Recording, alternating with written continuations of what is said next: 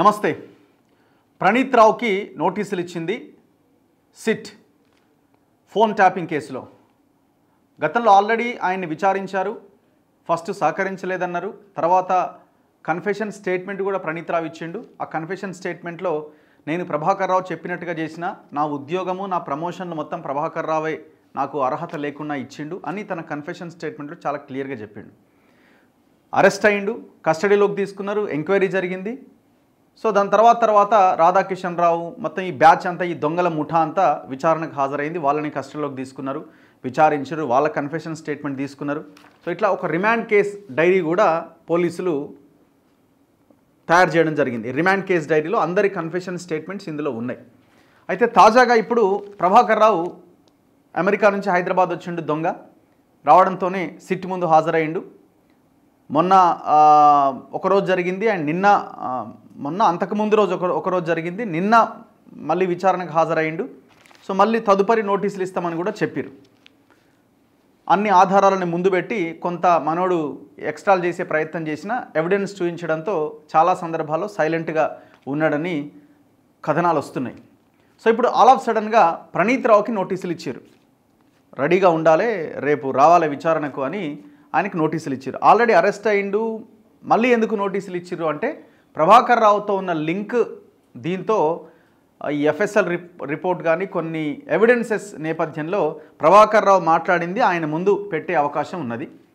So ఆయన ముందు పెట్టి ఈయనని క్వశ్చన్ చేసే అవకాశం ఉంది. సో ఆయన చెప్పిన విషయాలన్నింటినీ ఈయన ముందు పెట్టి ఈయనని కూడా క్వశ్చన్ చేస్తారు. ఎందుకంటే వీళ్ళిద్దరిది అంత భయంకరమైన అవినాభావ సంబంధం అనమాట. ఒక రకంగా చెప్పాలంటే ఫ్యామిలీ అనే అంత ఇంకా ఇంకా ఇంకా ఒక అన్నదమ్ములలాగా, ఒక బావబామార్దులాగా అట్లాంటి బంధం వీళ్ళది. ఎందుకంటే ప్రభాకర్ రావు ఆలోచనకు వచ్చే ప్రతీదీ అమలు చేసేది ప్రణీత్ రావు. సో ఇట్లా ఇప్పుడు విషయం ఏంటి, ఇక్కడ ఏం జరిగేది, కేసీఆర్ ఆదేశాలు ఇచ్చేటోడు.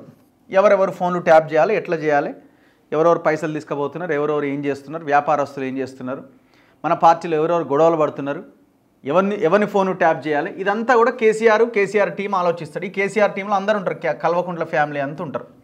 కల్వకుంట్ల ఫ్యామిలీ, వాడు వీడు అందరు. ఇక్కడ 2 టీంలు ఉంటాయి.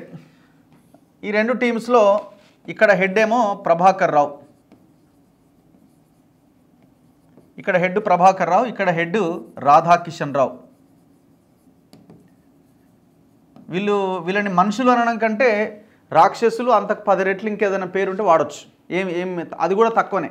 అంటే వీళ్ళు మనుషులుగా పుట్టడానికి కనీసం అర్హత లేని మనుషులు అన్నట్టు అట్లాంటి వ్యక్తుల కింద మనం చూడవచ్చు. ఎందుకంటే వీళ్ళు దేశద్రోహానికి జడ్జిల ఫోన్లు ట్యాప్ చేసిర్రు, రాజకీయ నాయకుల ఫోన్లు ట్యాప్ చేసిర్రు, భార్యాభర్తల ఫోన్లు ట్యాప్ చేసిర్రు, సొంత పార్టీ వాళ్ళ ఫోన్లు ట్యాప్ చేసిర్రు. అయితే ఈ కేసీఆర్ ఆదేశాలు ఫస్ట్ ప్రభాకర్ రావుకు వస్తాయి.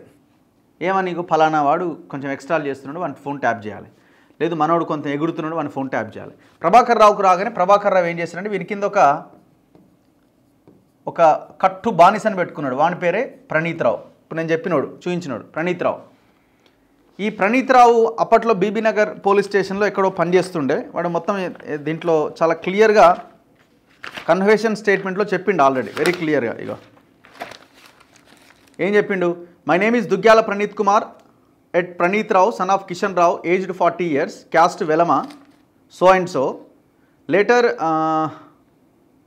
I am native of Medipalli village, Nallabelli Mandal, Warangal district. I studied from 4th class to post graduation from Hyderabad city. I got selected as sub-inspector of police in 2007 and passed out on 27/6/2008. My practical training was done in Motkur, Nalgonda in November 2008.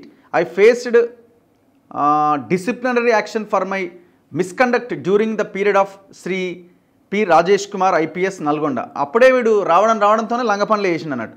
Later during the period of Shri Prabhakar Rao IPS while working as SP Nalgonda. Prabhakar Rao Nalgonda ఎస్పీగా పనిచేసేటప్పుడు, ఇప్పుడు నిన్న మన ఉన్నాడు కదా, America పోయి వచ్చినాడు ఆయన నల్గొండ ఎస్పీగా పనిచేసేటప్పుడు I got posting at BB Nagar and on caste equations. Bibinagar police స్టేషన్ని సంపాదించిండు. ఎట్లా అంటే వెలమ క్యాస్ట్ ఈక్వేషన్తో. And I developed good relation with Prabhakar Rao. When Prabhakar Rao IPS transferred to intelligence in 2016, I approached him for my posting into intelligence and succeeded in getting post in intelligence with his help. So ఎప్పుడైతే Prabhakar Rao Nalgonda SP నుంచి ఆ తర్వాత ఇంటెలిజెన్స్కి వెళ్ళిండో ఈయన కూడా ఆయనకున్న relationship తోటి అడిగిండు అనమాట, నేను కూడా వస్తా సార్ అక్కడికి అంటే సక్సెస్ఫుల్గా ప్రభాకర్ రావు ఇంటెలిజెన్స్లోకి తీసుకెళ్ళిండు.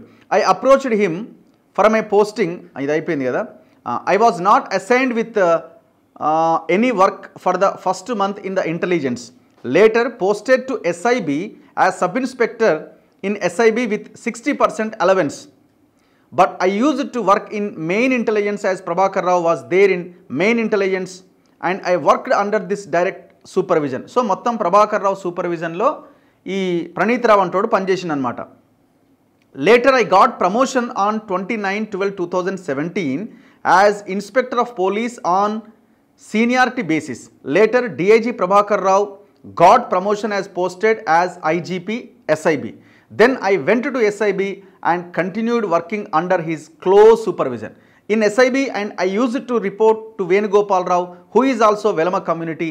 I used to report all my tasks directly to Prabhakar Rao and Venugopal Rao.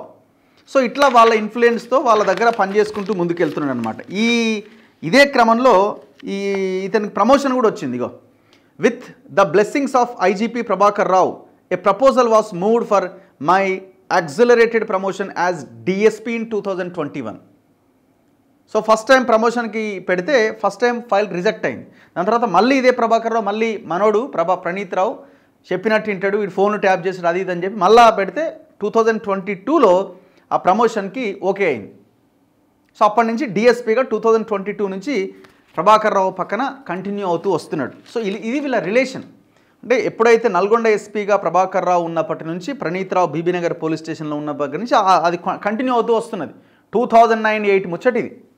అప్పటి నుంచి 2023 వరకు, అంటే ఈ ఎలక్షన్స్ మొన్న కాంగ్రెస్ గెలిచే నాటికి బీఆర్ఎస్ ఓడిపోయే నాటికి వాళ్ళ బంధం నడుస్తున్నది. సో ప్రభాకర్ రావు ఏమంటుండు, నాకు ఫోన్ ట్యాపింగ్కి సంబంధమే లేదంటుండు. నీకు ఫోన్ ట్యాపింగ్ సంబంధం లేదు అని ఎట్లా చెప్పగలుగుతావు? ఈ టోటల్ ఫోన్ ట్యాపింగ్ నేనే దగ్గరుండి చేసిన ప్రభాకర్ రావు ఇన్స్ట్రక్షన్స్తో ప్రణీత్ రావు చెప్పిండు. దొంగ దొరికిపోయింది ఆల్రెడీ. ఇప్పుడు ప్రభాకర్ రావు మీద ఉన్న కేసు ఏంది? సీడీలు ఇవన్నీ ఉన్నాయి కదా, ఇవన్నీ ధ్వంసం చేసిన కేసు. పెన్ డ్రైవ్ ధ్వంసం చేసి మొత్తం క్రాక్ చేసి మూసీ రివర్లు ఎత్తేసారు కదా, ఆ కేసు. అది ఎవరు చేసిండు? ప్రణీత్ రావు. ఆడ మొత్తం సీసీ కెమెరాలు ఆఫ్ చేసి రాత్రికి రాత్రి దాన్ని మొత్తం చేసేసారు. ఇప్పుడు ప్రభాకర్ రావు ఏమంటాడు, నేను లేను అప్పటికే రిజైన్ చేసిన అంటాడు. దొంగ అంతా తెలుసుకొని మంచిగా పగడ్బందీగా అన్నీ చేయించి అవతల పడ్డాడు. సో అయితే ఇప్పుడు కేసీఆర్ ఆదేశాలు ప్రభాకర్ రావుకి వస్తే ప్రభాకర్ రావు ఏం చేశాడంటే ప్రణీత్ రావుకి చెప్తాడు, ఇక ఫలానా అని ఫోన్ ట్యాప్ చేయంటే ఆల్రెడీ ప్రణీత్ రావు కింద ఇద్దరిని, ఒక స్కూల్ మేట్స్ని ఆర్ క్లాస్మేట్స్ని, ఒక ఇద్దరు ఆఫీసర్స్ని ఇదే ప్రభాకర్ రావు డైరెక్షన్లో అపాయింట్ చేసుకుని వాళ్ళ కింద ఇంకొక 30 మంది 30 మెంబర్స్ ఎంప్లాయీస్ని పెట్టుకున్నారు. వీళ్ళంతా కూడా వెలమ కమ్యూనిటీకి సంబంధించిన వాళ్ళు, అంటే ఫోన్లు ట్యాప్ చేయడం అంత మొత్తం దీనికోసం. ఈ మొత్తం దీనికి SOT అనే పేరు పెట్టారు. SOT అంటే స్పెషల్ ఆపరేషన్స్ టీమ్. ఫోన్లు ట్యాప్ చేసే టీంని దీన్నే SOT అంటున్నాం. దీనికి ఇన్ఛార్జ్గా ఈ SIB DSPగా ఉన్న ప్రణీత్ రావు దీనికి నాయకత్వం వహిస్తున్నాడు అనమాట. ఇది ఎవరి ఆదేశాలతో? ప్రభాకర్ రావు ఆదేశాలతో. ప్రభాకర్ రావుకి ఎక్కడి నుంచి ఆదేశాలు? కేసీఆర్ నుంచి ఆదేశాలు. వన్స్ ఈ ప్రణీత్ రావు ఫోన్లు ట్యాప్ చేసి ఈ సమాచారాన్ని ప్రభాకర్ రావుకి అందిస్తాడు. ప్రభాకర్ రావు ఏం చేస్తాడు? ఈ సమాచారాన్ని తీసుకెళ్ళి రాధాకిషన్, వీడు ఎగ్జిక్యూషన్ అనమాట. ఈ రాధాకిషన్ రావు అంటాడు ఎగ్జిక్యూషన్ మొత్తం ఎక్కడెక్కడ ఎట్లా ప్లాన్ చేయాలని ప్లాన్ చేస్తాడు. ఇక వీని కింద భుజంగరావు, తిరుపతన్న, ఇట్లా ఒక టీం ఉన్నదన్నమాట. ఇప్పుడు ఈ ఇంకా చాలామంది SIలు CIలు వీళ్ళంతా.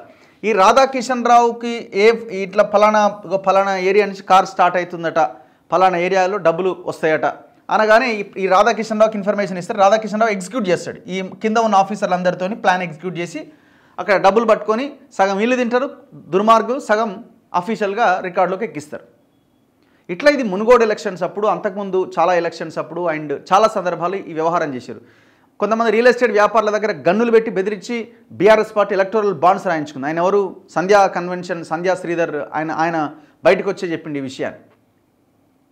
సో ఇట్లా ఈ ప్లాన్ అంతా ఎగ్జిక్యూట్ చేస్తారు. అందుకే ఇప్పుడు ప్రభాకర్ రావు ఇన్వెస్టిగేషన్ జరుగుతున్న ప్రణీత్ రావుని ఎందుకు పిలిచారంటే వీళ్ళిద్దరిది విడదీయలేని బంధం వీళ్ళిద్దరిది. ప్రణీత్ రావు ఫోన్లు ఎవరి ఆదేశాలతో ట్యాప్ చేసిండో ప్రభాకర్ రావు ఆదేశాలతో ట్యాప్ చేసిండు. ఎవరి ఆదేశాలతో ఆ సిస్టమ్స్ ఆ పెన్ డ్రైవ్లు ఇవన్నీ ధ్వంసం చేసి మూసీ రివర్లో పడేసిండంటే ప్రభాకర్ రావు ఆదేశాలతో చేసిండు. సో 2 రోజులు ప్రభాకర్ రావును విచారించిన తర్వాత ఇప్పుడు ప్రణీత్ రావు అవసరం వచ్చింది. ప్రభాకర్ రావు చెప్పిన విషయాన్ని ప్రణీత్ రావు ముందు పెట్టి మరింత ఇంట్రాగేట్ చేసే అవకాశం ఉంది. ఎందుకంటే కొత్త విషయాలు ఏమైనా తెలిసి ఉండొచ్చు, లేదంటే ఈయన వేరే విషయాలు ఏమైనా చెప్తే దాన్ని ఈయన ముందు పెట్టి దాన్ని ఇంకా క్లారిటీ తీసుకునే పరిస్థితి ఉండొచ్చు. ఏదేమైనా రేపు ప్రణీత్ రావు మళ్ళీ విచారణకి హాజరు కాబోతున్నారు. వెరీ క్లియర్గా ఆల్ కన్ఫెషన్ స్టేట్మెంట్స్లో చెప్పిన దాని ఇన్ఫర్మేషన్ ప్రభాకర్ రావు ఏమంటాడంటే వాళ్ళు విచారణలో ఉండగా వాళ్ళ చేత చెప్పించరు అనే స్టేట్మెంట్ కూడా ఇచ్చిండని అంటున్నారు.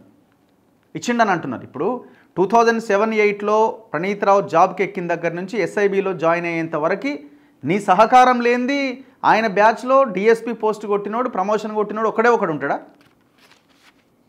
నీ హెల్ప్ ఉన్నది కాబట్టి నువ్వు దాని వెనకాల నీ ప్రయోజనాలు ఉన్నవి కాబట్టి తనకు ప్రమోషన్ ఇచ్చినావు. Very clear. సో ఏ రకంగా చూసినా ఈ బ్యాచ్ మొత్తం దొరికిపోయింది. విషయం ఏంటంటే వీళ్ళందరినీ తిప్పుతున్నారు కానీ ఈయనని తిప్పాలి. అసలు యాక్చువల్గా ఈయనని తిప్పితే మొత్తం విషయం అంతా బయటకు వస్తుంది. చూడాలి మరి కేసు ఏడి దాకా పోతుంది, ఏమవుతుంది అన్నది భవిష్యత్తులో చూడాలి. చూస్తూనే ఉండండి మన తొలి వెలుగు.